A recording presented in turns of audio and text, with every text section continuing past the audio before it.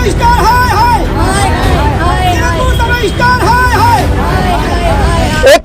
Property है यमुना विहार में जो कि जिसकी मालिक है लीशु सिंह, पत्नी सतीश सिंह सिरोही। तो कम से कम इनको समझ में तो है कि भैया तुम सीधे सीधे अनियमितता कर रहे हो, सीधे तौर पर यहाँ कानून का उल्लंघन हो रहा है। तो इसके बाद करूँ क्या?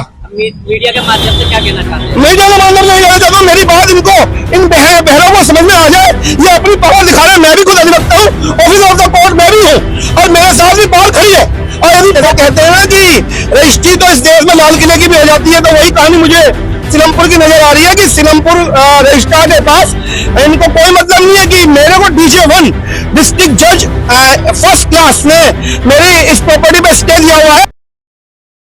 एक बार अपने नाम से अवगत करा दे और आप क्यों आए यहाँ पे, क्या कारण है उसका, किस वजह से यहाँ आए हैं?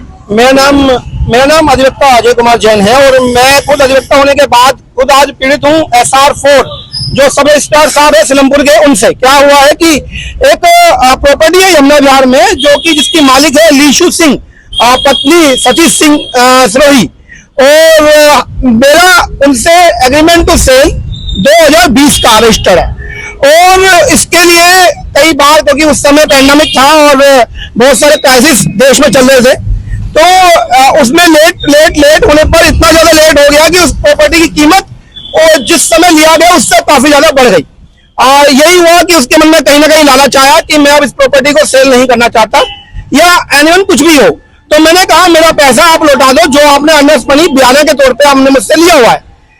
उसने उसको भी देने से डिनाई किया। तो मैंने फिर कोर्ट का रुख किया और कोर्ट ने मेरे डॉक्यूमेंट्स को देखते हुए, मेरी सारी बातों को सुनते हुए प्रॉपर्टी पर स्टे लगा दिया, जिसके रिगार्डिंग मैंने एक हैंडसम मनी कोर्ट फीस के तौर पर भी कोर्ट में सबमिट की है।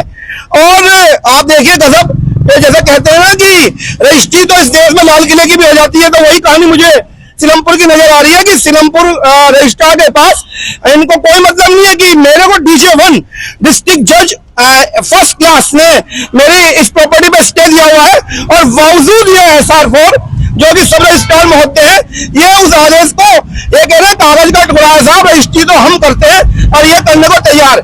इसका एक एग्जांपल मैं बताऊं कि एग्रीमेंट टू सेल अभी पिछले वीक ही इस व्यक्ति ने, जो लीशु सिंह है, सतीश सिरोही ने किसी अनीता खोकर, पत्नी श्री प्रदीप खोकर के नाम पर कर दिया और क्लियर है कि उसके नाम पे ये एग्रीमेंट टू सेल के बाद रजिस्ट्री करने जा रहे हैं, क्योंकि 36 लाख रुपए का लोन उस प्रॉपर्टी के ऊपर था जिसको खोकर ने अपने अकाउंट से क्लियर किया है।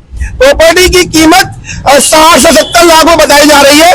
मेरे जैसे न जाने कितने भाई हैं जो इस प्रॉपर्टी पर बयाना दे चुके हैं इस व्यक्ति को और लगातार पीड़ित हैं। मैं अब से नहीं, इस केस को तो लड़ रहा हूं और इतनी मोटी फाइल शिकायतें कर करके थक गया हूं, लेकिन इसके रजिस्ट्रार को यह समझ में नहीं आ रहा है कि साहब की ये रजिस्ट्री बिल्कुल गैर कानूनी है और कर भी दोगे तो उसके बाद भी कोर्ट के द्वारा ये रजिस्ट्री नॉन वैलिड कैंसिल हो जाएगी।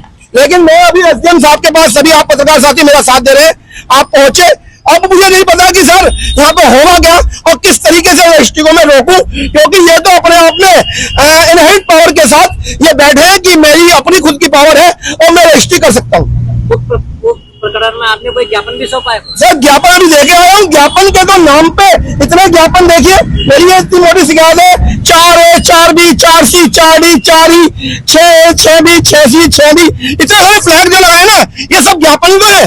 और ज्ञापन के बाद मैं आपको बताऊं कि 8 नंबर पे आप देखें कि मेरा नाम आ रहा है, ये इनके रिकॉर्ड में मेरा नाम आ रहा है, अजय कुमार जैन, महेंद्र कुमार जैन, और लिखा आ रहा है कोर्ट केस। मेरा फोन नंबर भी है, लेकिन उन्होंने ना तो कोई मैसेज किया ना कोई मुझसे बात करने की कोशिश करी, क्योंकि इनहेरिट पावर इनके पास, ये रजिस्ट्री कर सकते हैं सब। तो अब इसमें SDM साहब से आपने मुलाकात की, उन्होंने किस प्रकार का आश्वासन दिया? मुंह से आश्वासन देने के बाद हो क्या जाएगा? मैंने कहा इतने सारे रजिस्ट्री हो रहे हैं, इतने सारे ज्ञापन देने के बाद भी ये रजिस्ट्री कर रहे हैं ना। मैं तो ये समझ नहीं पा रहा हूँ। अब तो जनता डोमेन, जो पब्लिक डोमेन में आने का मतलब, पब्लिक आप मीडिया से बात करने का मतलब यही तो है कि इनको कम से कम इनको समझ में तो है कि भैया तुम सीधे सीधे अनियमितता कर रहे हो, सीधे तौर पर यहाँ कानून का उल्लंघन हो रहा है। तो इसके बाद करूँ क्या? मीडिया के माध्यम से क्या कहना चाहते हैं? मीडिया के माध्यम से कहना चाहता हूँ मेरी बात इनको इन बहरों को समझ में आ जाए। ये अपनी पावर दिखा रहे हैं, मैं भी खुद अधिवक्ता हूँ, ऑफिसर ऑफ द कोर्ट मैं भी हूँ और मेरे साथ भी पावर खड़ी है। और यदि बाहर के लोग, मैं अपने बारों को उनको कहूंगा मेरे साथ ही आदमी ऐसा कर रहे हैं, तो हम जनता के साथ क्या करता होगा। मैं आपको बताऊं, मैं राष्ट्रीय विधिक सर्वेक्षण आयोग में दिल्ली स्टेट इंचार्ज हूँ। मेरे यहाँ जन सुनवाई होती है, मेरे कार्यालय में बैठकर लोग अपनी सुनवाई करवाने के लिए मुझसे आते हैं, मैं उनकी सुनवाई करके उनके ऊपर संज्ञान लेता हूँ। ये नहीं सुन रहा। सिंगापुर सब स्टार हाय सर सबसे पहले तो आप अपना नाम बता दीजिए। सर मेरा नाम अमित पांडे है, भोजपुर रहता हूँ यहाँ। सर आप एडीएम ऑफिस आए हुए, यहाँ पे क्या कराना है आपका आज? मैं एसडीएम ऑफिस ये आया हूँ कि हमारे जानकार हैं अजय जैन जी एडवोकेट, उन्होंने हमें सूचना दी है कि जिस प्रॉपर्टी में मैंने बैनर दे रखा था, सेम प्रॉपर्टी पे उन्होंने भी बैनर दे रखा था 2020 में, मैंने 2021 में दिया मैंने, और उसमें अजय जैन जी ने कोर्ट केस रखा है कलकत्ता कोर्ट के अंदर, तो उस पर स्टे भी दे रखा है डिस्ट्रिक्ट जज ने।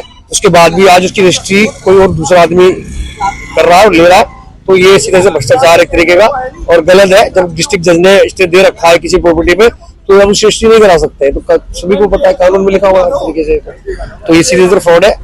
दोनों जो ले रहा है वो भी फ्रॉड कर रहा है और जो दे रहा है वो तो फ्रॉड कर ही रहा है, वो तो फ्रॉड है ही। सर मीडिया के माध्यम से आप क्या चाहते हैं? मैं कहना चाहूंगा कि अगर अधिकारियों को समझना चाहिए कि अगर किसी प्रॉपर्टी में कोई विवाद है तो कम से कम उस विवाद को जब तक खत्म ना हो तो भ्रष्टाचार के भेंट चढ़ के कोई चीज नहीं करनी चाहिए। आपके साथ जिस तरीके से इन्होंने धोखाधड़ी करी है, आपने भी बताया कि आपने भी कुछ। हाँ, मेरे साथ जी ये जो सतीश सोई जी है, इन्होंने धोखाधड़ी करी, उन्होंने मुझसे पैसे लिए थे तो पैसे वापसी नहीं करे उन्होंने। शिकायत वगैरह भी की गई है? मैंने अभी तक इसकी शिकायत नहीं करी है। अगर आप मुझे जानकारी मिली है कि जैसे इन्होंने कर रखा के अब मैं भी करूँगा, अगर वो तो पैसे दे देगा ठीक है, तो केस करूंगा मैं। अगर यहाँ से आपको इंसाफ नहीं मिलता उसके बाद क्या कोर्ट केस क्या होगा? अब मैं फिर FIR दर्ज कराऊंगा।